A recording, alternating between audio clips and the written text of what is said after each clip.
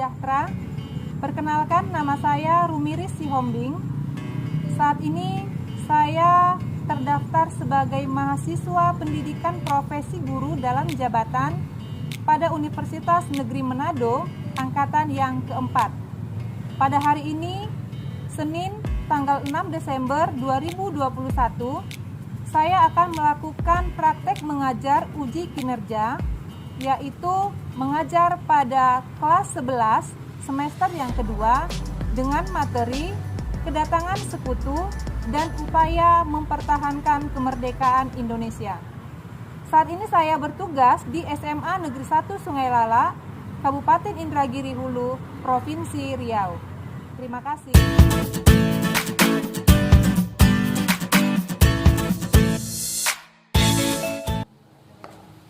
Selamat pagi anak-anak semuanya. Apa kabarnya hari ini? Ya, Ibu senang sekali kita bisa bertemu hari ini. Kita akan belajar. Jeffrey sehat? Sehat ya? Semangat ya? Semangat. Kita akan mulai pembelajaran kita hari ini. Lihat wajahnya semuanya cerah, bahagia. Mudah-mudahan kita senantiasa diberikan kesehatan dan tetap diingatkan negara kita masih mengalami pandemi. Tetap gunakan masker kalau bepergian, rajin cuci tangan, dan tidak perlu pergi kemana-mana kalau bukan ada hal yang sangat penting lain. Itu berguna untuk menghindarkan kita dari COVID. Penting untuk menjaga diri sendiri, juga menjaga kesehatan orang lain. Itu dia. Oke, sebelum kita masuk ke materi kita, ke pembelajaran kita hari ini, kita akan buka terlebih dahulu dalam doa. Ayo, ketua kelas, Mas, pimpin doa kita. Siap, Kak. Berdoa menurut kepercayaan dan agama masing-masing. Berdoa, mulai.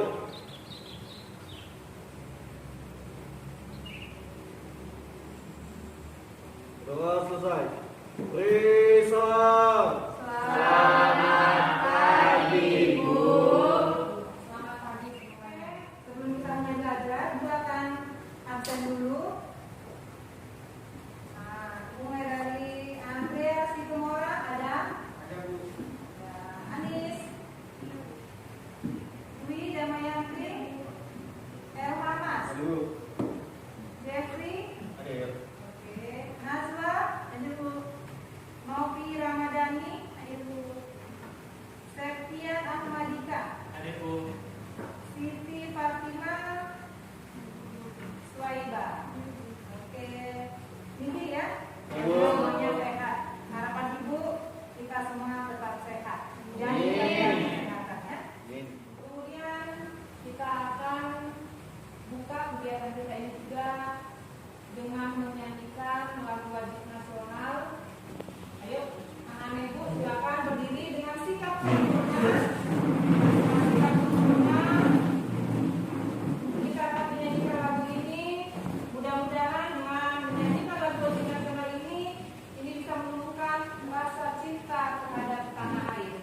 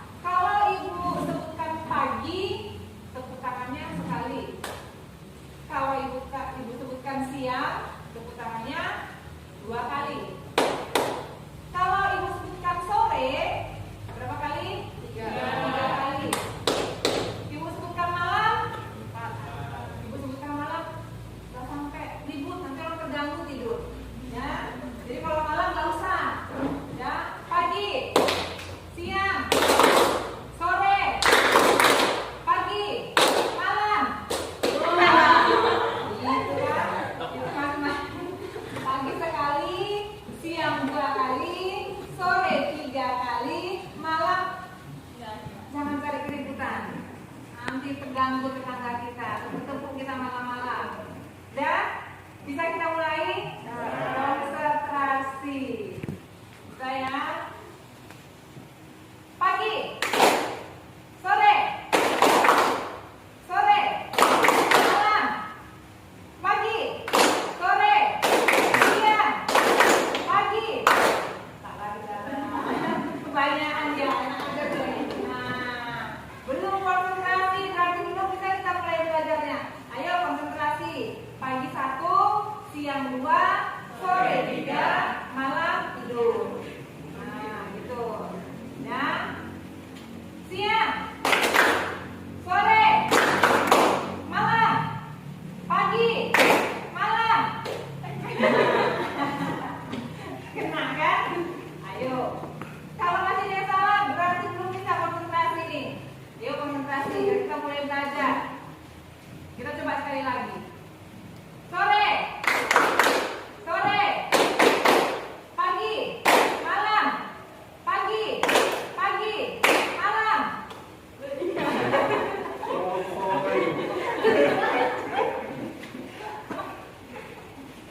Sekali lagi lah, sekali lagi, nggak apa-apa. Yuk konsentrasi di belakang. Sore, pagi, pagi, siang, pagi, malam. Oke, udah konsentrasi semuanya. Terima kasih. Ya, silakan duduk kembali. Kita sudah peregangan otot. Ibu yakin semuanya sudah konsentrasi, sudah semangat untuk belajar. Dan kita akan masuk pada pretest. Ibu akan munculkan 5 soal objektif. Yuk, nanti diperhatikan. Ini ada kuis. Ada kuisnya. Perhatikan kelima soalnya.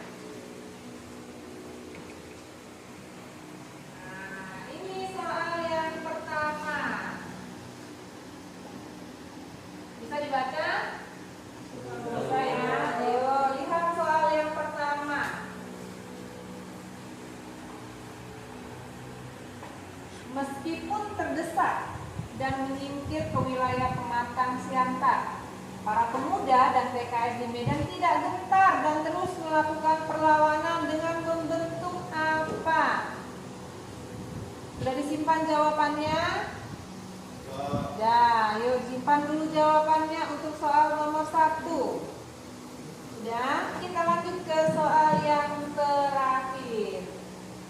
Di soal yang kelima, peristiwa Bandung Lautan Api adalah salah satu bentuk perlawanan bangsa Indonesia menantang segala bentuk penjajahan dalam rangka apa? Ada pilihan A, B, C, D, E. Mana yang paling tepat?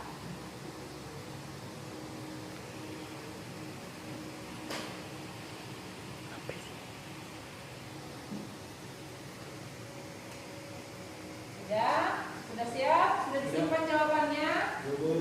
Ya, ini hanya briefcase saja. Nanti silakan, ayo lihat kemampuan awalmu. Nanti kita periksa jawabannya. Sudah ya? Sudah simpan jawabannya. Kita koreksi sama-sama. Dan kita koreksi sama-sama. Kita lihat jawabannya dari soal nomor 1 sampai 5. 1. Apa jawabannya? A. Yang benar, ayo jujur. Yang benar pilih A.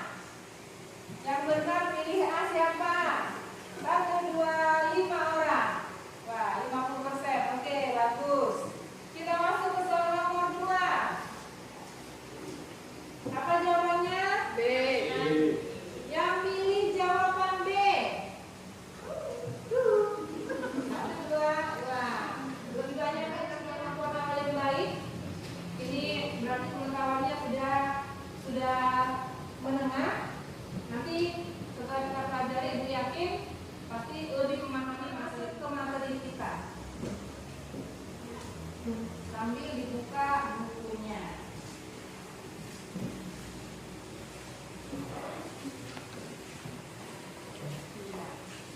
Materi minggu yang lalu kita sudah belajar tentang kemerdekaan Indonesia. Indonesia merdeka 17 Agustus 1945. Tetapi perlu kita ketahui peristiwa penting yang terjadi sebelum kemerdekaan Indonesia itu ada muncul pernyataan atau kata yaitu status quo. Pernah dengar itu? Pernah dengar kata status quo? Belum, ada yang belum, ada yang sudah pernah. Ayo yang sudah pernah. Apa yang kamu ketahui tentang status quo?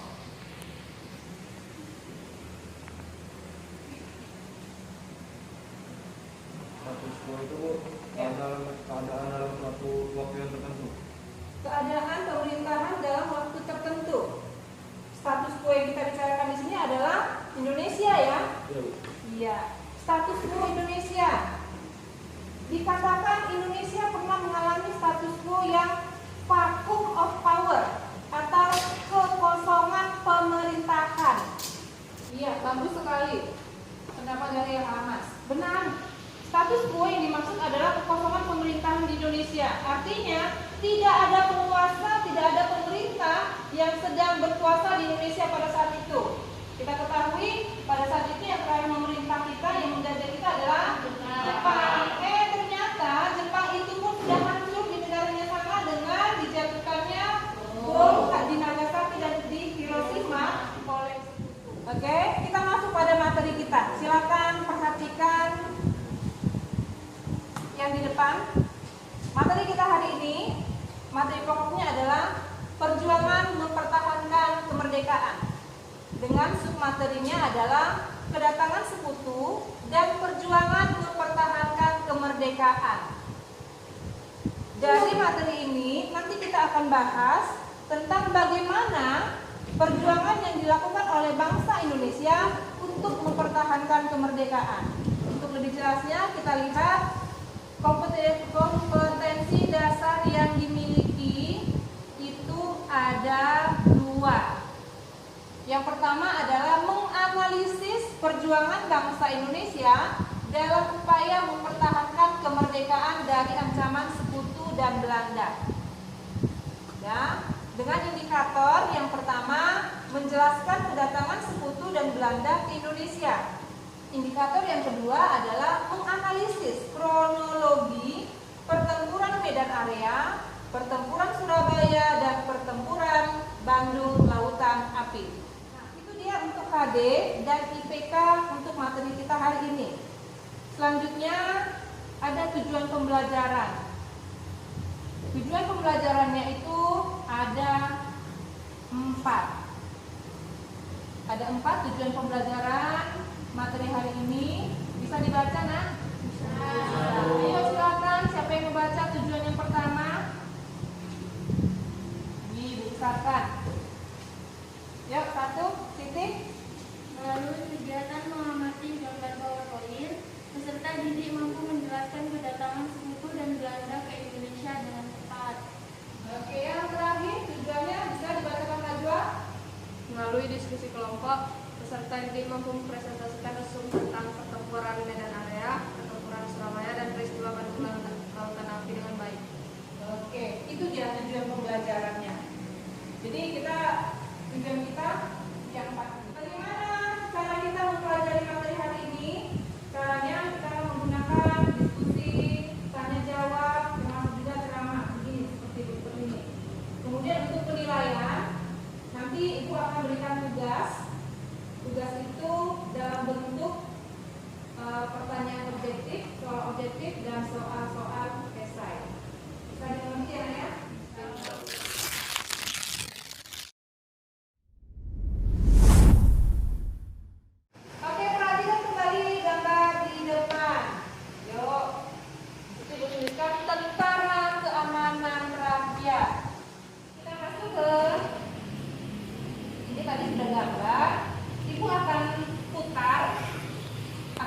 Video dan Ibu akan putar video berupa rangkuman dari materi hari ini. Silakan diamati videonya. Judul materi kita hari ini yaitu kedatangan sekutu serta perjuangan mempertahankan kemerdekaan. Ada dua bentuk perjuangan dalam mempertahankan kemerdekaan. Yang pertama, perjuangan mempertahankan kemerdekaan dengan kekuatan senjata. Yang kedua, perjuangan mempertahankan kemerdekaan melalui strategi diplomasi. Tidak lama setelah memproklamasikan kemerdekaannya pada tanggal 17 Agustus 1945, bangsa Indonesia menghadapi tantangan baru, yaitu Belanda atau Nika datang membonceng tentara sekutu untuk menguasai kembali Indonesia. Sejarah mencatat, sekutu pun dengan sadar membantu misi Nika, padahal itu bukan tujuannya datang ke Indonesia. Tujuannya ke Indonesia adalah untuk menerima penyerahan kekuasaan dari tangan Jepang, membebaskan tawanan perang Jepang, menangkap para penjahat perang Jepang, serta memelihara kondisi damai untuk kemudian diserahkan kepada pemerintahan sipil. Karena itulah, kedatangan tentara sekutu awalnya diterima dengan baik oleh rakyat Indonesia. Sekutu masuk ke Indonesia diboncengi Netherlands Indies Civil Administration atau disebut dengan NICA yang mewakili pemerintah Belanda. Mereka masuk melalui beberapa pintu wilayah Indonesia, terutama daerah yang merupakan pusat pemerintahan pendudukan Jepang seperti Jakarta, Semarang, dan Surabaya. Semenjak Jepang menyerah tanpa syarat kepada sekutu pada tanggal 14 Agustus 1945, maka secara hukum tidak lagi berkuasa di Indonesia. Hal ini mengakibatkan Indonesia berada dalam keadaan vacuum of power atau tidak ada pemerintahan yang berkuasa, dan waktu itu dimanfaatkan sebaik-baiknya oleh bangsa Indonesia untuk memproklamasikan kemerdekaannya. Untuk hal ini sampai dengan perjuangan dengan menggunakan hak. Kita akan layani berikutnya.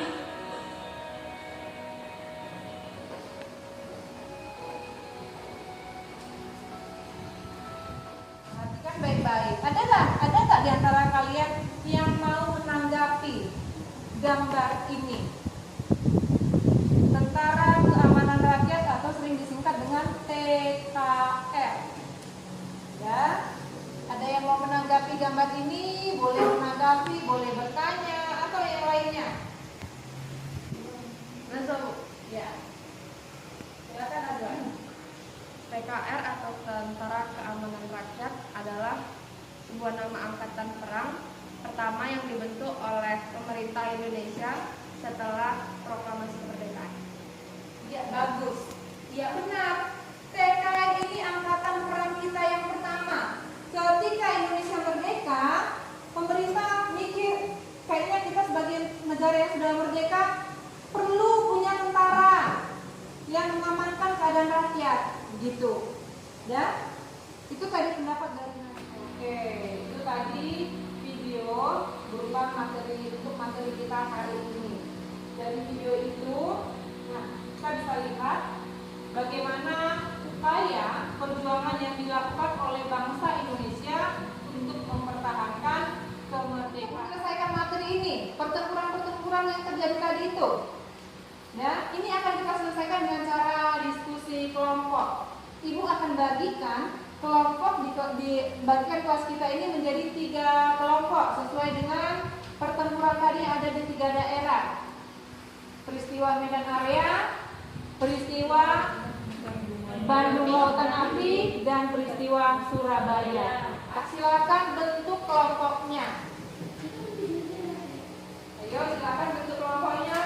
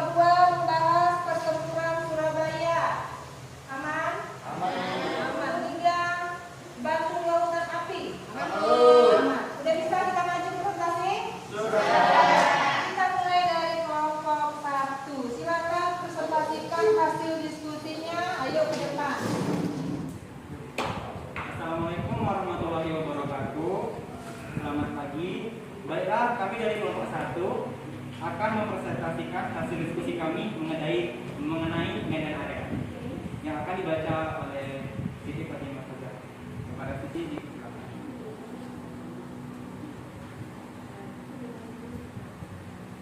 Baiklah, saya akan membacakan hasil diskusi kami tentang pertempuran medan area. Yang pertama, latar belakangnya. Pertempuran medan area terjadi pada 9 Oktober 1945. Pendaratan tentara Nika dan sekutu yang dipersiapkan untuk mengambil alih pemerintahan. Terus kronologi dan prosesnya. Setelah kemerdekaan negara Indonesia diproklamasikan oleh Soekarno-Hatta pada tanggal 27 Agustus, kabar ini sampai ke Medan. Namun, kedatangan sekutu yang disertai Nica membuat perjuangan dan rakyat Sumatera di Medan. Ibu, Assalamualaikum warahmatullahi wabarakatuh. Selamat pagi. Baiklah, kami dari kelompok 1 akan mempresentasikan hasil diskusi kami mengenai medan area. Perkenalkan, nama saya Septian Ahmadika. saya Siti Fatimah Zahra. Saya Andrea Situmora. Kami akan membacakan hasil diskusi. Baiklah, saya akan membacakan hasil diskusi pertempuran medan area. Yang pertama, latar belakang. Pada tanggal 9 Oktober 1945, pendaratan tentara Nika dan sekutu yang dipersiapkan untuk mengambil alih pemerintahan. Kemudian kronologi dan prosesnya. Setelah kemerdekaan negara Indonesia diproklamasikan oleh Soekarno dan Hatta pada tanggal 27 Agustus, kabar ini sampai ke Medan. Namun, kedatangan sekutu yang disertai oleh Nika ini membuat pejuang dan rakyat Sumatera Utara terusik. Kemudian dibentuklah Barisan Pemuda Medan mengenakan rencana merah putih, dan rencana ini justru diinjak-injak oleh Belanda, sehingga memicu pecahnya peperangan di Medan. Ditambah dengan aturan Belanda bahwa orang Indonesia dilarang untuk membawa senjata. Kemudian peperangan ini akhir perangnya karena konflik semakin membara, sekutu dan Nika melancarkan serangan sebesar-besarnya. Akhirnya pemerintahan Republik Indonesia di Medan semakin terusik dan ibu wali kota Medan dan TKR menyingkir ke Pematang Siantar. Dan pada saat itu Medan menjadi ibu kota di negara Sumatera bagian timur. Baiklah, itu hasil diskusi kami. Mungkin ada yang ingin bertanya tentang hasil diskusi kami persilahkan. Ya, silakan Bu Damayanti. Perkenalkan, nama saya Dwi Damayanti dari kelompok 2 yang bertanya. Coba jelaskan latar belakang terjadinya pertempuran medan area.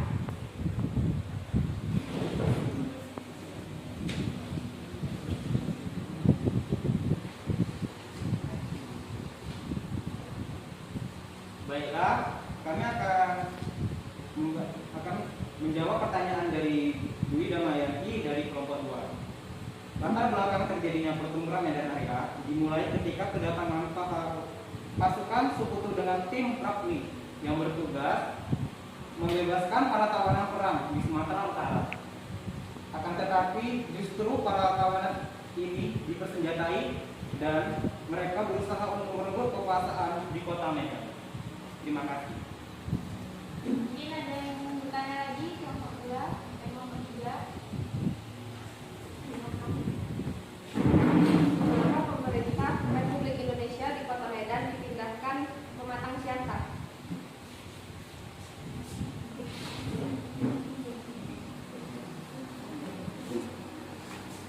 Perkenalkan, nama saya Andrea Situmora. Saya akan menjawab pertanyaan dari Najwa. Karena pada waktu itu kota Medan itu sedang diserang oleh pasukan sekutu, yaitu pasukan Inggris dan Nica, sehingga membuat pasukan Medan itu terjadi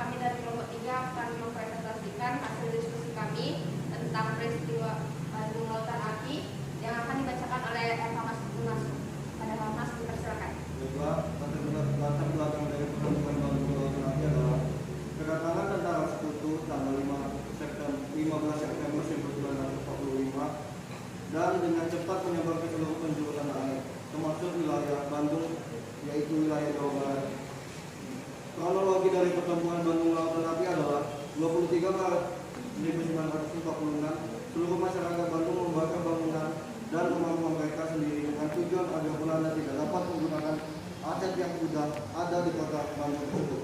Hal ini dilakukan karena Sekutu memberi ultimatum kepada rakyat Indonesia untuk mengosongkan Bandung dan memberikan semua senjata yang telah dilalui kepada Sekutu.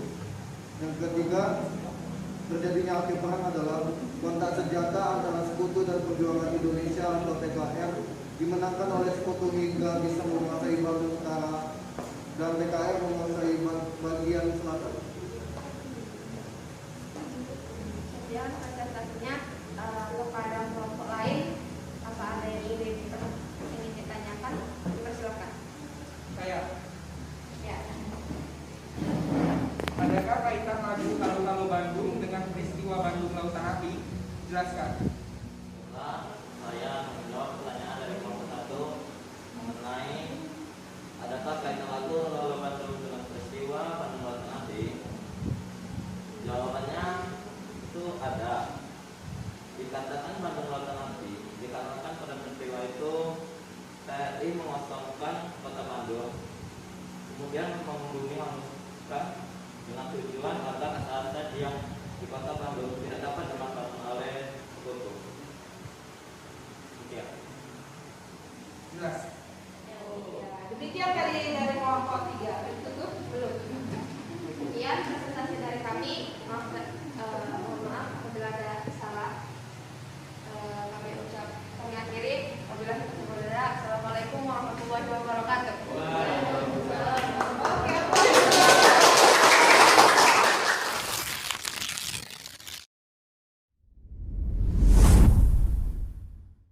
Jadi masing-masing kelompok sudah maju, kita sudah pahami materinya. Ibu rasa tadi dari penjelasan 3 kelompok semuanya sudah sangat jelas. Ada yang bertanya, ada yang menjawab. Di bagian berikutnya, Ibu akan memberikan evaluasi terhadap apa yang barusan kita pelajari. Ibu akan berikan soal, silakan kamu jawab. Nanti berikan soal post-test, silakan kamu jawab sesuai dengan pemahamanmu akan materi yang barusan kita pelajari. Ya, ada 5 soal objektif. Pilih jawaban yang paling benar menurutmu. Ibu berikan waktu 5 menit, silakan dikerjakan. Nanti akan kita kumpulkan.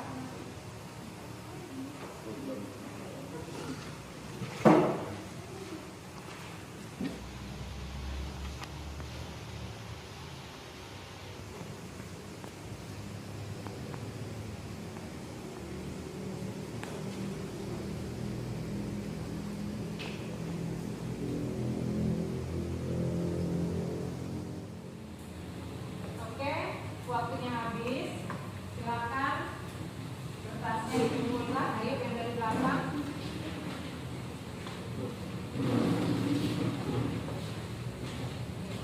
Bisa jawab kan? 1.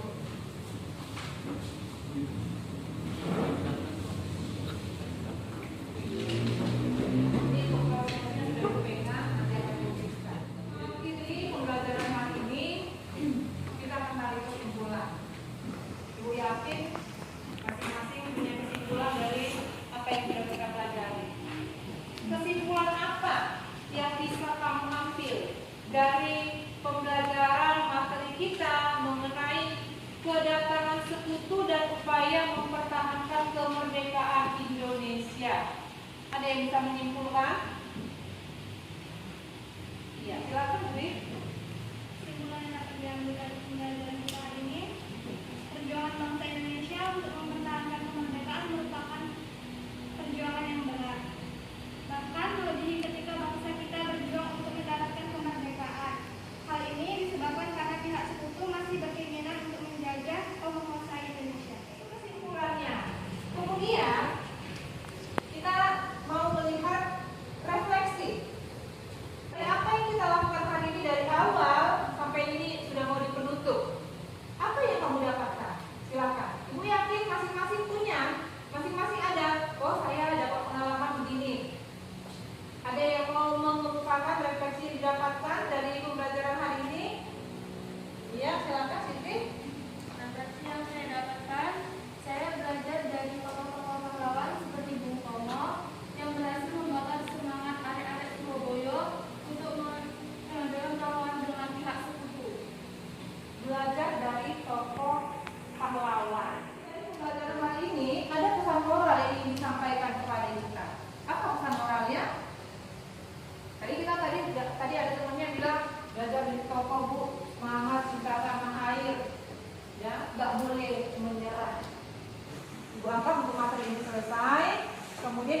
baca, untuk materi minggu depan kita akan membahas pertempuran lain yang terjadi di daerah.